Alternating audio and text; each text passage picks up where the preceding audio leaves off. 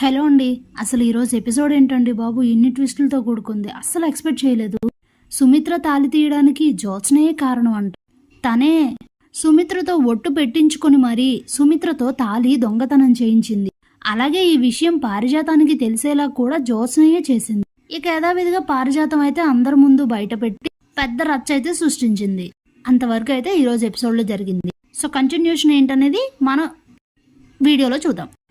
జరిగిందంతా గుర్తు చేసుకుని కాంచన బాధపడుతూ ఉంటే ఇంతలోనే దీప, కార్తీక్, అనసూయ తన దగ్గరకు వస్తారు. ఎందుకమ్మా ఇంతలా బాధపడుతున్నావు? ఇంక ఎంతసేపు అని అలా బాధపడతావు చెప్పు. మనం బాధపడినంత మాత్రాన జరిగింది మాత్రం వెనక్కి రాదు కదా అని అంటే, వదినతో పాటు నువ్వు కూడా నన్ను మోసం చేసావు కార్తీక్ అనేసరికి షాక్ అవుతాడు. ఏంటమ్మా అలా అంటున్నావు అని అంటే, మరి నీకు తెలిసిన విషయమే, పిన్ని నా మీద ఒట్టు పెట్టించి నిన్ను అడిగితే గాని నువ్వెందుకు చెప్పలేదు? నాకు చెప్పాలి కదా, ఏంట్రా ఇదంతా అని అంటే, అమ్మ పరువు కోసం, కుటుంబ పరువు కోసం ఆ రోజు నేను అక్కడేమీ మాట్లాడలేదు.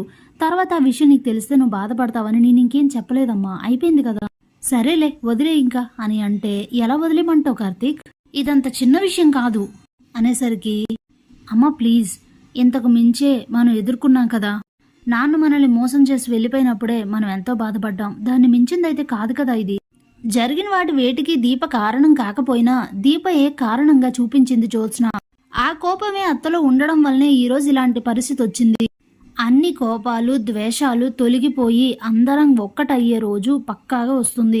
నా మాట వినమ్మా, ఇంక ఈ విషయాన్ని ఇంతటితో వదిలే అని చెప్పేసి తనకైతే సర్ది చెప్తారు. ఇదిలా ఉండగా జ్యోత్స్న ఏమో పారిజాతానికి జరిగిందంతా చెప్పేసి, నువ్వు కిందకెళ్ళి ఏదో విధంగా గొడవ రేస్ చేయు, ఇల్లంతా ఇంత నిశ్శబ్దంగా ఉండడం కాదు, ఆ విషయం అందరూ మర్చిపోకూడదు, వెళ్ళు అని చెప్తే, ఇక పారిజాతం కిందకొచ్చి చూసేసరికి హాల్లో సోఫాలో శివనారాయణ కూర్చొని బాధపడుతూ ఉంటారు.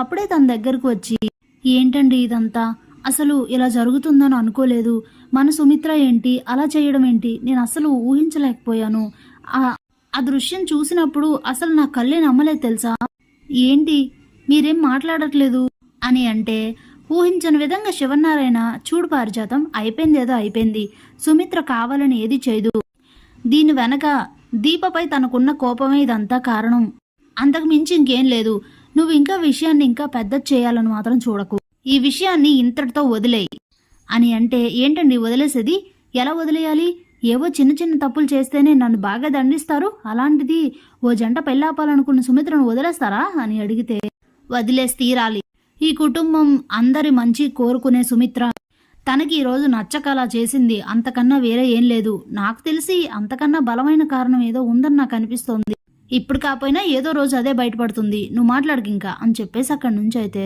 వెళ్ళిపోతాడు శివనారాయణ.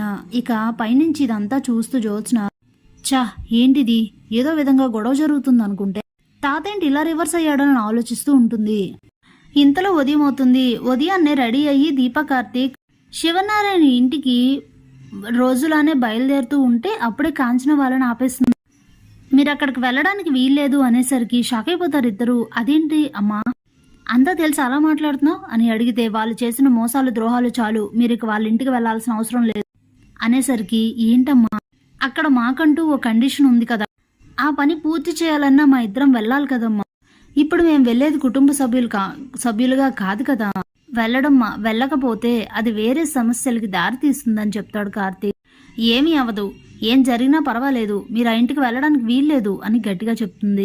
అయినా కూడా కార్తీక్ వినకపోవడంతో, అసలు ఎందుకు వినట్లేదు నా మాట, నేను ఇంతగా చెప్తున్నాను కదా, నా మాట ఎందుకు వినట్లేదు, నేను నాన్నకు చెప్తాను, మీరికపై ఆ ఇంటికి వెళ్ళొద్దు అని చెప్తే, కార్తీక్ అయితే ఏం మాట్లాడాలో తెలియక సతమతం అవుతూ ఉంటాడు. ఎలా సర్ది చెప్పాలో అర్థం కాక.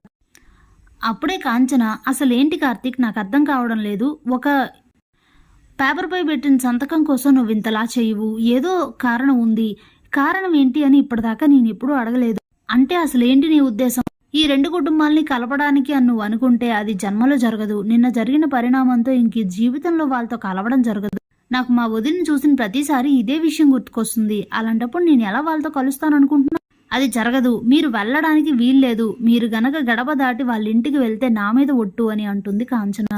ఇక చేసేది లేక కార్తీక్ అయితే, నేను ఇప్పుడు నీకు నిజం చెప్తాను, తట్టుకోవడానికి సిద్ధం అవ్వు అని చెప్పి దీప, జ్యోత్స్నల పుట్టుక గురించి, పారిజాతం వీళ్ళిద్దరినీ మార్చడం గురించి, అసలు దీప ఎవరు మొత్తం అంతా కూడా చెప్పేస్తాడు.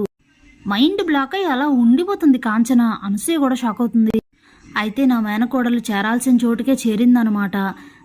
దీప తల్లిదండ్రులు సుమిత్ర దశరథ్ గారిలా అస్సలు ఊహించలేదు అని అనుకుంటూ ఉంటుంది కాంచన.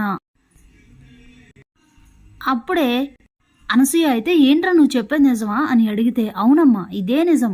ఆ విషయం తెలిసిన తర్వాతనే ఈ రెండు కుటుంబాలని ఎలా అయినా కలపాలి, జ్యోత్స్న పారుల నిజస్వరూపాలు బయటపెట్టి అసలైన వారసురాలు దీపయ్య అని చెప్పి బయట పెట్టాలి, అందుకే ఇదంతా అనేసరికి దీప తన మేనకోడలు అనేసరికి చాలా సంతోషిస్తుంది.